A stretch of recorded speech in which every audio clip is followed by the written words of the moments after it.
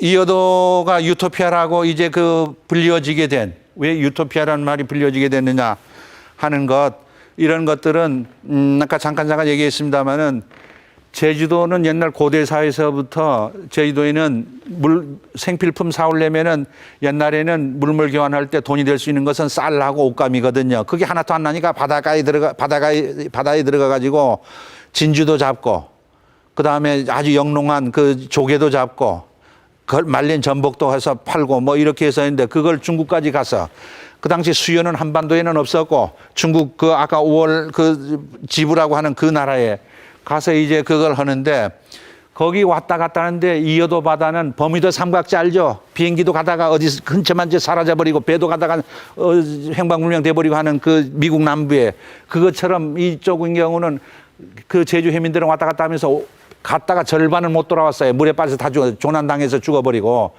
이렇게 했는데 그 사람들은 다 실종됐죠. 시체를 못 봅니다. 시신을 못 보면은 죽음이 사망이 아니죠. 그건 실종자죠. 이 장례도 통과 이래도 못하죠. 그렇게 해서 미싱 하이커가 되죠. 그래서 아까 얘기한 것처럼 그래도 시신을 안 받게 되면 언젠가는 돌아오겠지. 그럼 돌아올 때까지는 어디는 살고 있겠지. 어느 섬인가 살고 있겠지. 그 섬은 꽃도 피고 영원히 물도 맑고 식량도 충분하고 꽃일 것이라, 거기 살다가 올 거다 하는 로망을 갖게 되죠. 그것이 바로 제주도의 사회에만 나타난 현상인데, 그래서 유토피아 사상이 생겨나게 된 것이죠. 예. 그렇게 해서 이거는 일본 사람들이 만들어낸 것이 아니고 제주 사람들이 만들어 놓은 거다 하죠.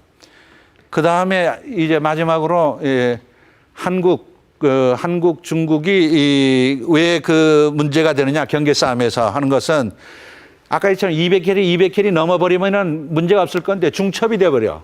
400kg가 돼버리면은 딱 갈라버리면 될 건데 400kg가 안 돼요. 236캐리밖에 안 되니까 이걸 어떻게 갈 것이냐는 그런 문제가 이제 생기게 되죠.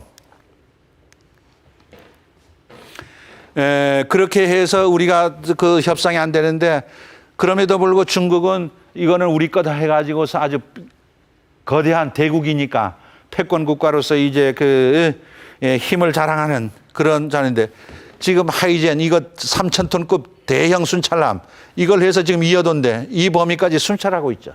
예.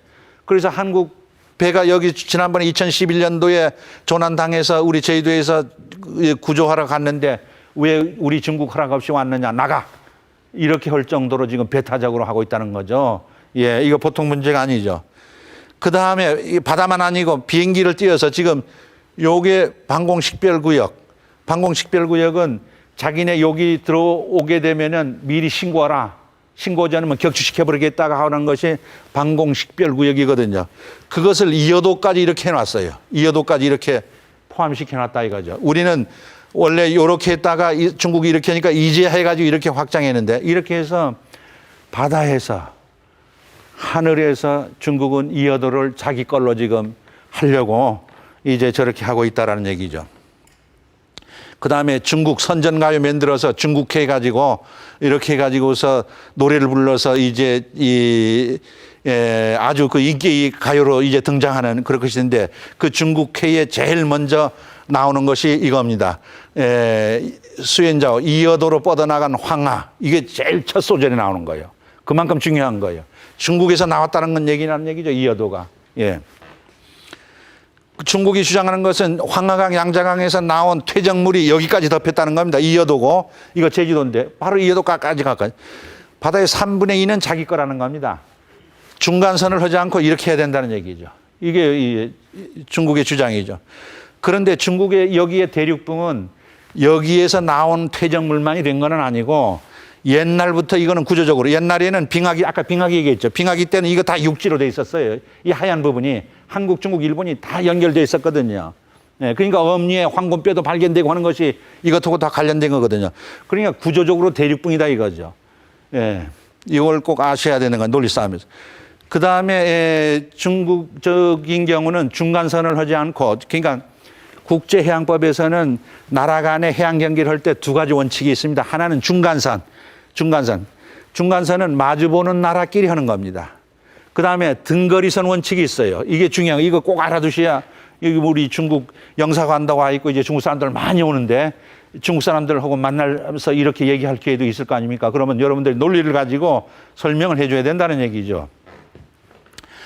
자, 등거리 원칙은 뭐냐? 그런데 등거리 원칙에는 만약 이러한 해안선이 있고 나라가 ABC 나라가 있는데 육지에서 나온 경기가 이렇게 되는데 요거인데 요거에 따라서 쭉쭉 있는다라고 가정했을 경우에 여기는 이렇게 막아져 버리고 여기는 막 바다만이 차지할 거 아닙니까? 이건 모순이다. 국제해양법에서. 그렇게 해서 해안선에 직각되게 이걸 그어라 이거죠. 무슨 말인지 아시죠? 해안선에. 이렇게 이제 하는 것이 원칙이다. 그렇게 해도 요건 막아지지만 이건 할 수 없는 거고. 이렇게 해야만 어느 정도 조정이 되죠. 조정이 된다 이거죠. 왜곡되는 것은 어느 정도 보정될 수 있다 이거예요. 자, 이렇게 하니까 이제 된데 그렇게 됐는데 중국인 뭐냐면은 이것이 지금 덴마크, 서독, 네덜란드끼리 했을 때 나타난 현상인데 이렇게 하다 보니까 이런 식으로 서독의 바다가 이렇게 돼버리니까 여기 나가지 못해요. 나가지 못하니까 국제사법재판소에 제소를 했죠. 제소를 하니까 국제사법재판소에서는 이거 형평의 원칙에 너무 억울하다, 서독이. 당신은 서독은 통일 안 되니까 바다 저렇게 하면 막아져 버려, 나가지 못해요. 영해가 안방이면은 아까 했던 배타적 경제 수역은 거실이라고 보면 됩니다. 거실도 배타적인 성질이 있다는 얘기죠. 그러니까 서독이 이렇게 해버리면 나갈 수가 없어. 너무 억울하지 않느냐 하니까 국제사법재판소에서는 이걸 해가지고서 조정을 해서 이런 식으로 이렇게 조정을 해서 확대시켜줬죠. 여기까지 뻗어나가게끔. 이거를 중국은 우리도 등거리 원칙 해가지고 형평의 원칙, 즉 우리 인구수 많지 않느냐, 해안선의 길이가 많지 않느냐, 그러니 이거를 조정을 해야 될 것 아니냐 해가지고서, 그리고 아까 얘기한 것처럼 대륙 연장이 되고 있으니까 퇴적물에서. 그래서 하니까 하는데 이 등거리 원칙, 형평의 원칙은 인접한 나라끼리입니다. 이거는 아까 얘기처럼 이거는 이웃한 나라끼리의 문제지. 이 국경을 이웃한 나라끼리의 문제, 형평의 원칙도 이웃한 나라끼리지. 중국처럼 마주보는 나라는 저건 어불성설이란 얘기죠. 억지 주장도 이만전. 자, 이것이 이제 문제란 얘기죠.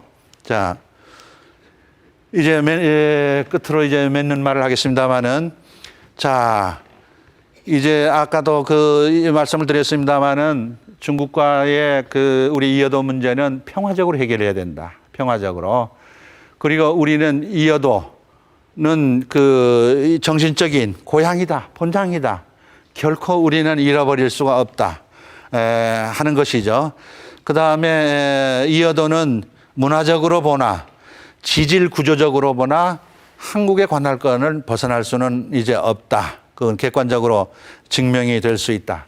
또 하나 마지막으로 알 수 있는 것은 우리가 양국 간에 평화적으로 해결하기 위해서 오늘과 같은 이러한 기회, 즉 한국의 대표자, 중국의 대표자, 전문가들이 나와가지고 양국 국민이 보는 앞에서 텔레비전 앞에서 공개 토론을 좀 하자.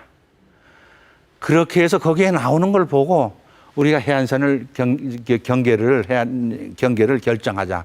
이것이 우리 양국 간에 합리적으로 평화적으로 해결할 수 있는 방법이 아니겠느냐. 그렇게 해서 그것을 제안함으로써 제 강의를 마치기로 하겠습니다. 경청해 주셔서 고맙습니다.